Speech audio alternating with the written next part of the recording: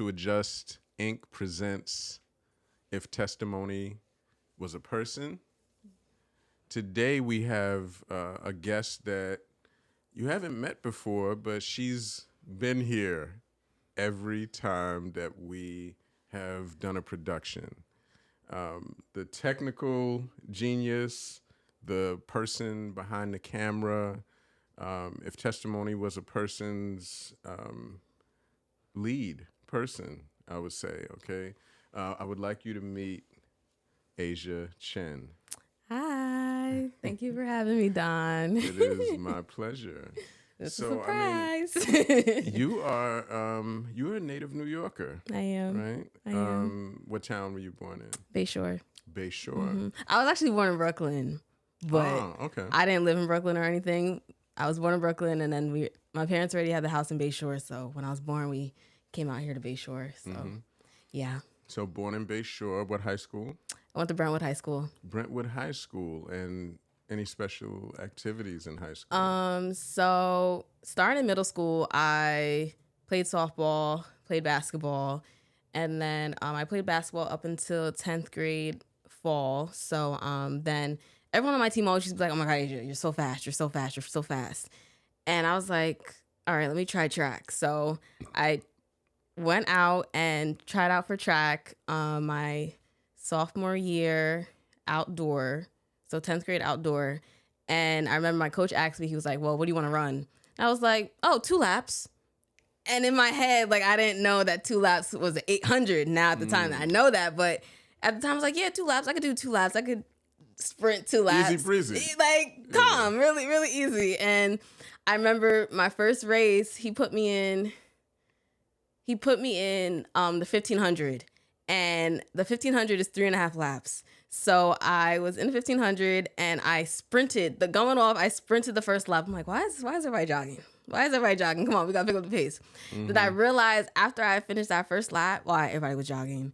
Because we had 2.5 more laps. And I died. It was over with.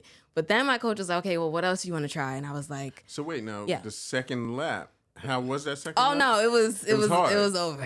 Right. It went downhill from there. It really, went downhill from there. But then he was like, well, what else do you want to try? And I was like, hurdles. And he was very, very hesitant on letting me try hurdles. So he put me in 400 hurdles, which is 1 wrap around, and hurdles around the track. And he put me in the last heat. And last heat is the slowest girls, like the slowest of everybody. And I went out there. I fell over the last hurdle. I was on the ground for like 2 seconds, and I got up and I still won. Is there padding? Like, no, it's just straight track. Scrape your knee up and stuff? Yeah, I did. I like laid down. I was like, do I really want to do this? And everyone's like, get up, get up, get up. And I got up, and I ended up winning that race. You still won. Yeah, and then that same year, we had this meet called Divisions, and everybody, there was a girl on my team who was really good at the 400 hurdle. She would always win.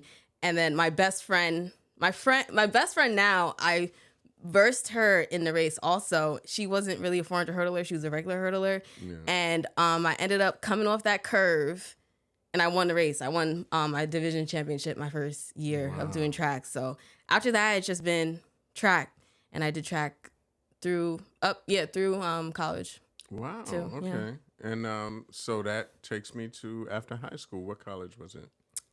So I went to Army West Point. I actually was at a track. I was at school, and my coach was like, West Point really wants you. And I was like, who? I was thinking like Penn State, LSU. Yeah. Those are my big schools that I was thinking about. I was like, West Point, I don't know what West Point is. And he was like, it's a military school, everything like that. And I was like, no, I had no interest in being in the military. No one in my family's in the military, so that wasn't ever like a thing for me. And I was like, no, I can't ever see myself doing that. So I remember I had a conversation with the coach, and he was like, just come up for a visit. So I went up to the campus, and it's a beautiful campus. So it was really the track coach there that was reaching out to you. Mm-hmm. Okay. Yeah, the track coaches came and reached out to me and was like, yeah, we want you. We want you to come to the campus, everything like that. And I went up there, and I fell in love, but the way they painted it to me was, it was like, it's not really much Army stuff you do here. You're going to be like a regular student, and you're going to run track. It's going to be cool. Like, it's not really too much military stuff involved. Right. And I was like, okay, yeah, cool. So I did that, and I ended up going to the prep school first before I went down the hill to the Man Academy. So I graduated high school in 2016, and then I went to the prep school, and I had to be there July of 2016 because we did the summer basic training where like the fake basic training in the military. But like it felt real to me because I was straight out of high school and I was sitting there getting yelled at by people. And I didn't really know how to deal with that because I never got yelled at and screamed at in my face and told what to do. So the drill sergeant stuff that we see is real when they're like, what are you doing? You need to step it up. Come on, somebody. Like, that's real. It is. So when you the first day, it's called our day. You go down there, you're in an auditorium with parents and all these other kids, and the people are just talking to you about, your kids are about to go through this experience, this and the third. And we're saying our goodbyes. We have like 90 seconds to say our goodbyes. Does R stand for something? R day? It probably does, but I don't. Okay. I don't remember. So we go through these doors in the auditorium. Doors shut behind us, and it's just straight yelling, "Move, move! What are you doing? Get your stuff and go! Get your stuff and go!" But instead of it being drill sergeants, it's students from down the hill at West Point. So the juniors and seniors, they have to do a leadership role. So they come up from the hill and they participate in doing the basic training for us. So they're sitting there yelling, screaming, cursing at us, and we're just like, confused. And the first day I cried my eyes out. I did not want to be there. I was so nervous. And you don't have your phone for, I think it was 6 weeks. You don't have your phone. No phone for 6 weeks. 6 weeks. That's a big culture shock in itself. Yes. Yeah. No phone for 6 weeks. You have to write letters to your parents. So you get like a P.O. box. And sometimes, so you have someone in charge. You have another student in charge of you, which is your cadre member.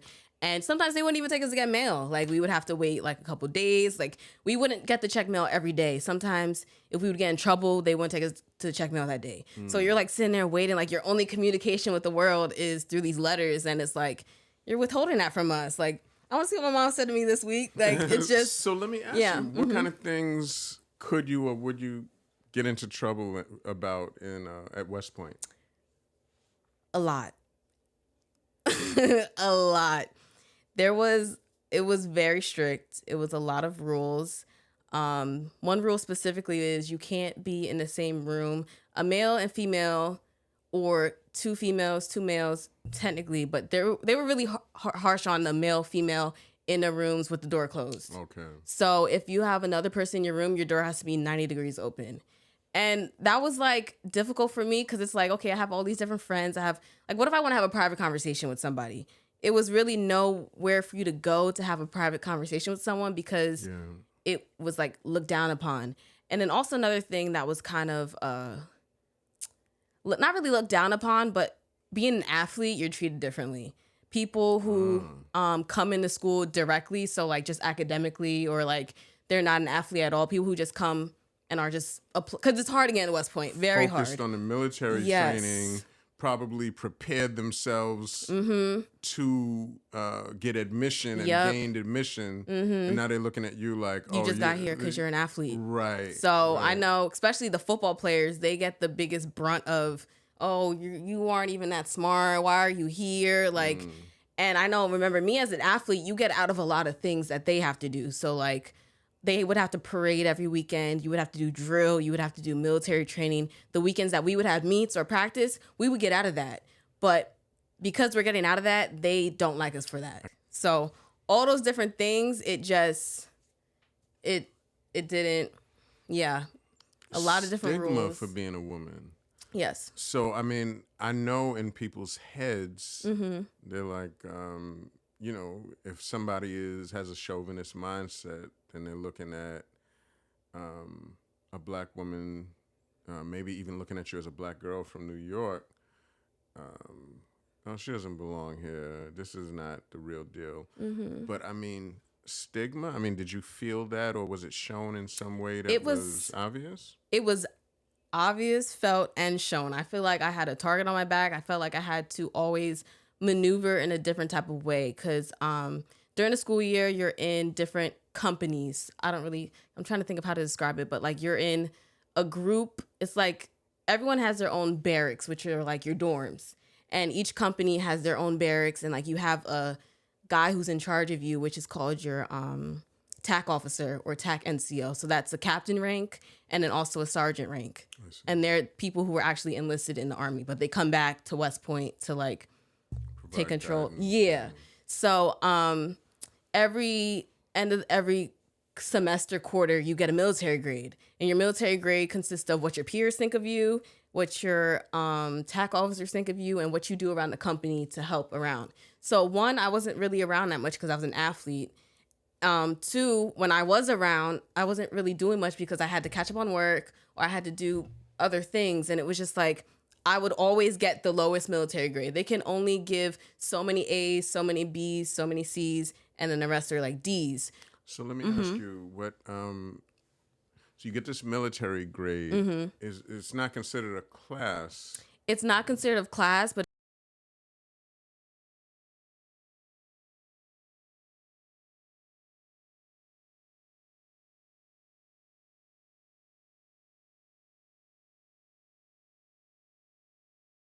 What classes did you have besides so everyone had to take everyone had to take a gym class, which was like military swim. So like you have to go into the pool, swim, pass all the different swim tests, which are called gates, and you need to pass that class in order to graduate. I personally I'm a good swimmer, but I have a fear of heights. So that became my like downfall a little bit because there's this one gate where you have to jump off of a 6-meter platform. 6 meters? Yes, 6 meters with your full OCPs, boots, About 20 feet, right? Yeah. full OCPs, boots, and you have to stand in this certain position and you jump off the board when the instructor tells you to. So they're like, hook up, look up, and then they're like, I don't remember the last thing, but step off. So it's like hook up, look up, and then you cross your legs and you step off just like that. You can't look down. You have to look straight across and you just have to step off the platform. And it's like, one, I'm afraid of heights. Two, I have to step off this platform when you tell me to. And three, if I don't step off this platform when you tell me to, you tell me to go to the back of the line. So it's just very rigorous, very It's not for the faint of heart. it's not. It's really not. So you're there. This is right out of high school, and you weigh approximately 100 pounds right now. Yeah, I had to be 110 pounds to get admitted. 110 pounds. So I ate all this food this one day, went to the doctor, got weighed, and then afterwards I was right back at like 99, 100. So yeah. I mean, I'm joking when I mention your body weight, but I'm just thinking that, you as a young Black woman being there, because you are small, it affects your appearance, making you look even younger. I'm thinking you now, as compared to what I would imagine you look like at the end of high school. You probably look like a 15-year-old. Yeah, and you're expected to shoot these rifles, carry this flick, carry this big assault pack, carry this big ruck that's 35 pounds up and down hills. You have to go into prone holding your rifle with your ruck on your back. Like, you're doing all these different things. We're doing land nav, finding points on a map, using a compass. Like, we're doing all these different things. And it's just like, sometimes I look back and I'm like, wow, I really did all that. Like, it's very rewarding, but then it's just like, if I could do that, I could do anything. I was truthfully. thinking that it pushes you to a place where you're kind of like, I didn't know I had it in me, but you have it in you. So that's the positive side. I mean, the potentially negative side is that if you're not ready for some of what they're giving you, I would imagine in a military environment, there's not that much leeway. And I personally went through a situation during after prep school. You go down the hill again and you have to do another summer training, another summer basic training. And I was there was a TAC NCO. He was a sergeant rank, and he was very friendly with me, too friendly. And I eventually led to a sexual assault, sexual harassment case that happened with me. And because of that, I also had another like target on my back because I remember the school year started. And then I remember I had a meeting with the SHARP coordinators, like the sexual harassment assault person for the Army. And she came to me and told me that my TAC officer said that it seems like everything that transpired over the summer has me searching and looking for male validation. And this came from a white man who was in charge of me. So I'm basically being victimized because of a situation that happened to me over the summer. And now because I'm moving in a certain way, or like I'm just doing things, it's being characterized as me looking for attention, or like me, oh, well, this stuff happened to her over the summer and now she's. So you just being your friendly, affable self is now shifted into you being an attention seeker. So set this up for me. So you go to West Point in the fall after you finish high school? Yes. So I graduated in June, and then I had to be at prep. I think it was July, like late July. And then I graduated prep in June of 2017. Then I had to go right into basic training for West Point, and that was August, end of July, early August. And that one is the longer one. And that one was from July, August to like school year, so September. So then September. You go through your first school year, and this incident that led to the sexual harassment assault is the next summer. So I went through the first summer at prep. Then the next summer down the hill is when the incident happened. Right. So I was already like familiar with the whole thing because it's the same type of basic training we did at prep. So if you went to prep, you kind of already knew what to expect for the down the hill training. So I was ready. I was prepared. I knew how to shoot. I knew how to do land nav. I knew how to do all these things. So I'm teaching people in my company who are fresh out of high school who don't know how to do any of this stuff. So I was like a leader in my group. Then this huge thing happens to me, and then I'm looked negative upon because I'm missing trainings because I'm in counseling, and I'm missing different things because I'm on the phone with my mom telling her about the situation. It's like people are trying to say I was getting out of it when a very traumatic situation happened to me, and I feel like I needed time to cope. But it kind of was like I would even go to counseling and they would be like, okay, yeah, session's over. Now we got to go back to the field and shoot. We got to go back to the field. And who would rush your session along? The actual therapist? Wow. Yes. That's horrific. And I'm thinking. So that gave me like a bad taste in my mouth about counseling because I can imagine. I mean, so for those out here listening to this, this is not a reflection on the profession of counseling. This is a reflection on the folks there who apparently fell into a culture that was destructive.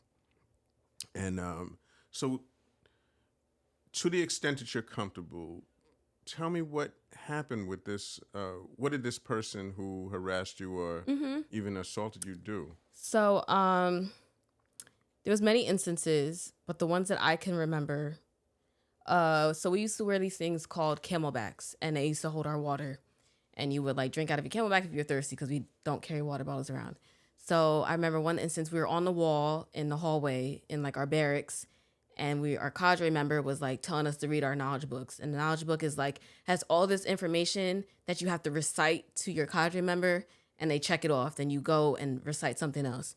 So we were doing that at the time, and he comes up to me. So he's like an actual sergeant in the Army. Like our cadre member is a sergeant in West Point. They're not really they're just a sergeant rank. They're like just one of us, but they're like a senior or a junior. Just for sake of understanding, what was this person's profile? Was he in his 30s? Was he black? He was black man, maybe late 40s, had a family, 2 kids.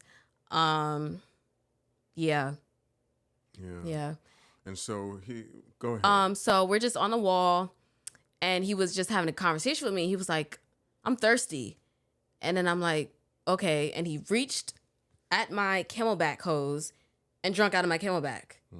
And I was just kind of just taken back because I was like, did that just happen? Like, did anyone else just see that? Like, I was just, because it wasn't just me over there. It was a lot of other people over there with me. And I was just like, okay. I didn't really say nothing at the time because, of course, he's a higher ranked person.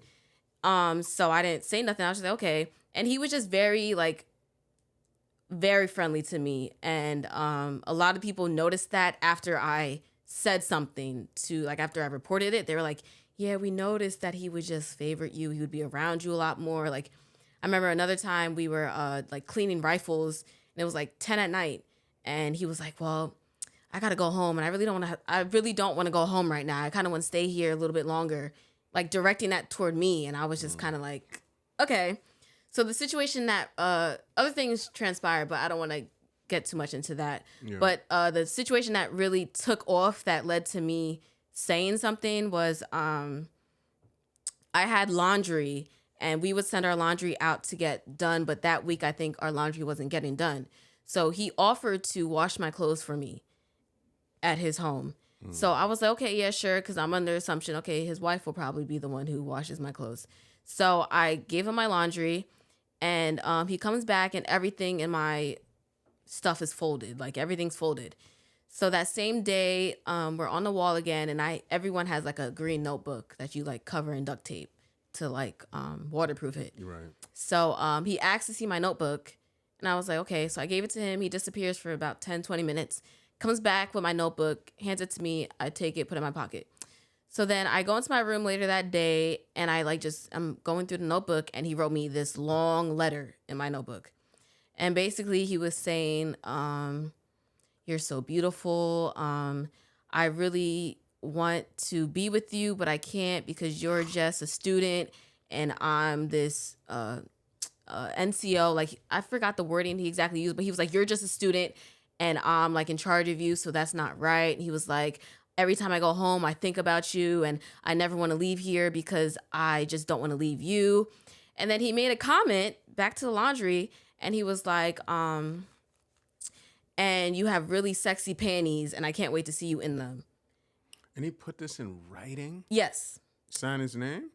Didn't sign his name, but you can tell that it was his handwriting, because then Right. later on, I'll get to that in a second. But I don't remember. It was a lot more in that letter, but those are the things that stick out to me that I remember. So after that, I was just in disgust because everything in my laundry was folded, even my undergarments. So I was like, because when I first saw it, I was like, okay, his wife did this. Like, Yeah. naturally, that's what I believed. But I was like, he sat here and folded my underwear. That's very violating. And so then I told one of the girls in my company, and we went to the bathroom. I cried, and then I reported the situation. I had to go through this whole investigation, everything like that. So then they told me, they're like, yeah, he's off the campus now. Like, you won't ever see him again. So school year starts. So this happened in maybe middle of August. School year starts end of September, and I'm walking to the cafeteria, and I see him. And I just totally went into a whole like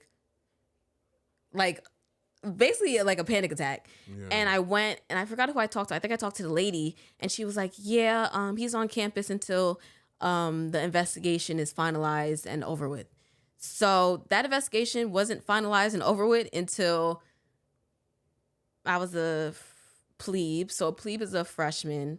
Plebe, yuck. Wait, plebe, yuck, cow. I was a plebe, so I was a freshman. And Never heard these terminologies before.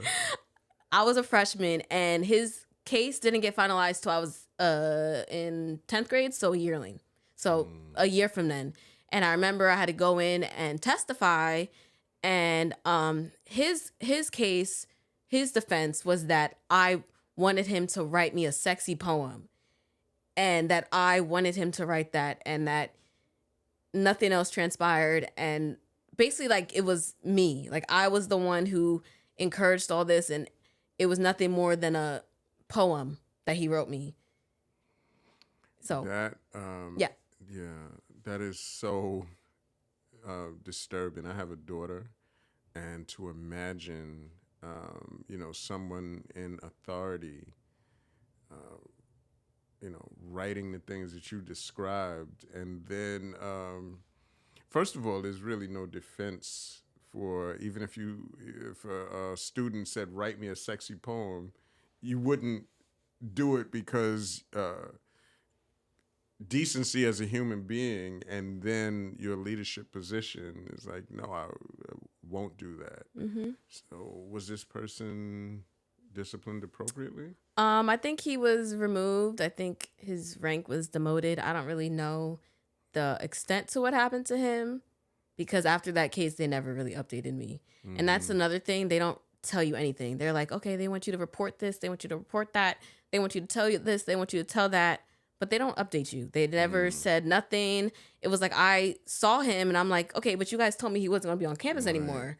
Like Right. it's just very contradicting. And I kind of like that's another reason why I left the academy because it was just too much. Just dealing with the rules and dealing with the constant backlash and constantly dealing with, oh, your hair is not in regulation. Your hair is like, so I ended up cutting all my hair off and like I dyed it like a honey blonde. And the rules for your hair is it has to be a natural hair color. Not a natural hair color for you, but a natural hair color. So blonde is a natural hair color. So because my hair was blonde, but I was a black female, that was an issue. So I would even have other black females coming up to me scolding me about my hair. Mm. And all the backlash, just like you just couldn't win. You couldn't win with anything. And it just I felt trapped. I wasn't happy. I felt like I was crying every day. And I just feel like I was also I think I was hurt with track. So I wasn't really even competing like that. So it was just a combination of so many things that led me to just Yeah. I'm done with this. The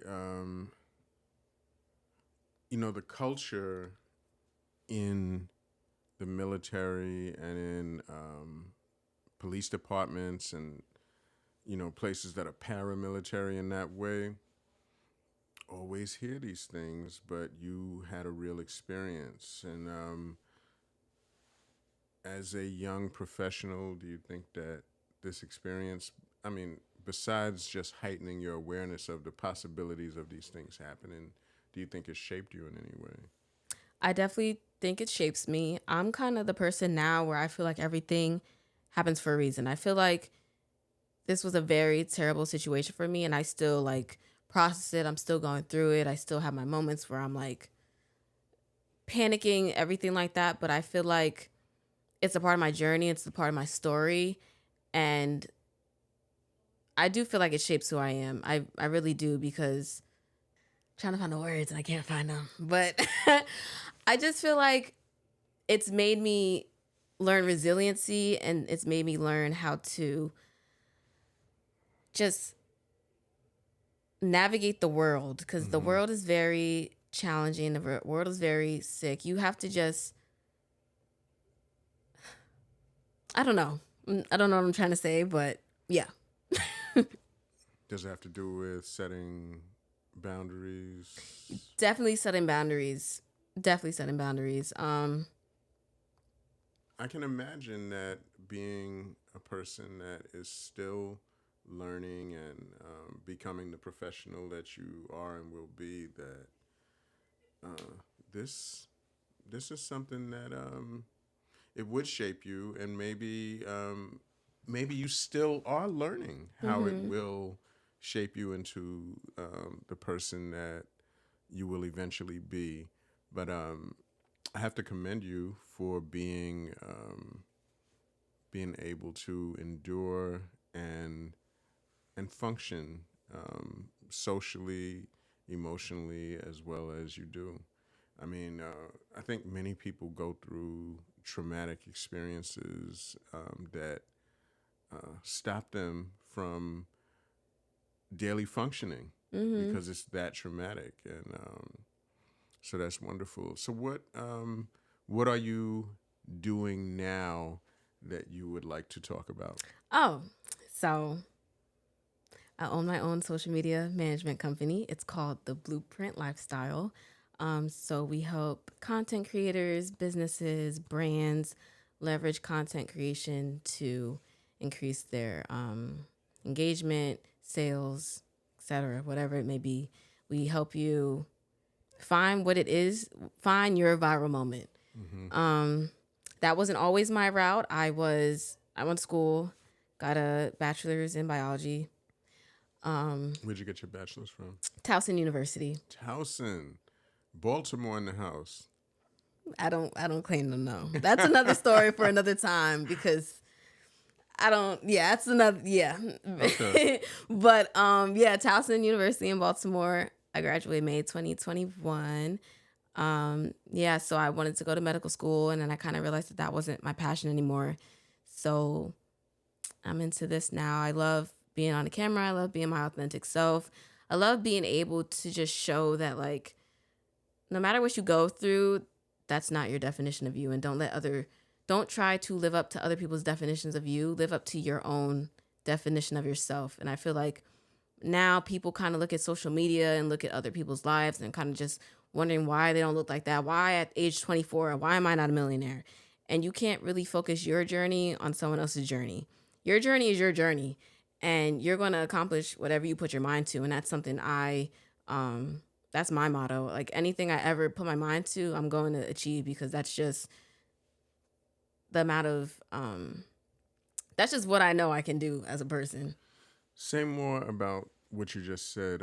People, are you saying that people expect to become a millionaire maybe too fast? I feel like people put expectations on themselves because they see other people their same age living that life. So how come I can't be like her? Yes. Why am I not? Mm-hmm. Yeah. Like she's the same age as me. We're doing this. I have a degree. She doesn't have a degree. So why is she? And I feel like your journey is your journey and you need to focus on yourself. Like, yeah, you can use social media as okay, yeah, I aspire to be like that, but I don't feel like you should use that to compare yourself to others. That is and I good feel advice. like a lot of people are comparing themselves to other people, and that's why they're so unhappy. Mm-hmm. Because you're not reaching the expectations you have because you're comparing yourself to someone else's journey, and that's not your journey. Right. Your journey is what you want your journey to be. Wise words from a young person. So now, the Blueprint Lifestyle, where'd you get the, tell me about the creative process for that name.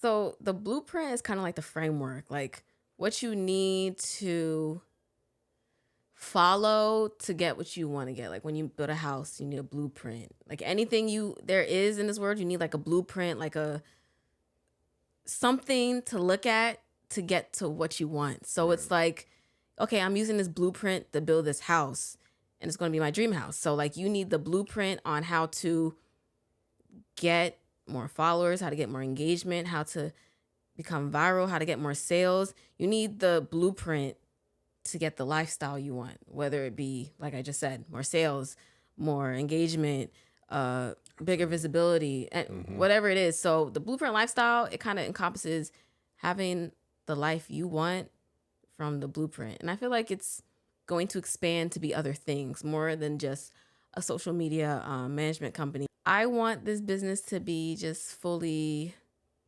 operating on its own. I'm kind of hands off.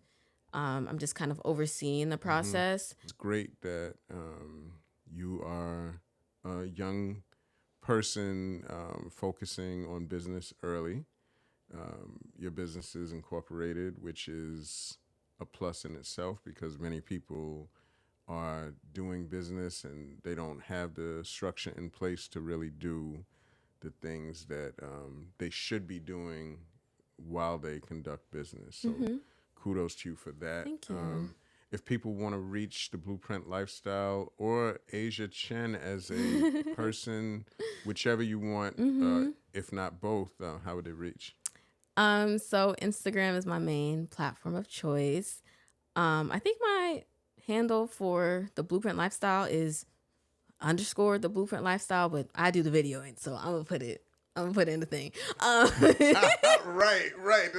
That's a win right there. I do the editing, so it's gonna be there. But my personal Instagram is _a period slim, SLIM, and not a _Chen, but a _slim. Yes. So my personal Instagram is kind of like my lifestyle type of stuff, but the business one, where I'm about to start posting some stuff on there, so that's where you'll see more of like the social media strategies and if you want to get in contact with me for social media management. Excellent. Help to adjust. If testimony was a person, that was a true testimony. Thank you for being Thank you here, for Asia having Chen. me. Peace and love. We will connect. Like, subscribe, and share.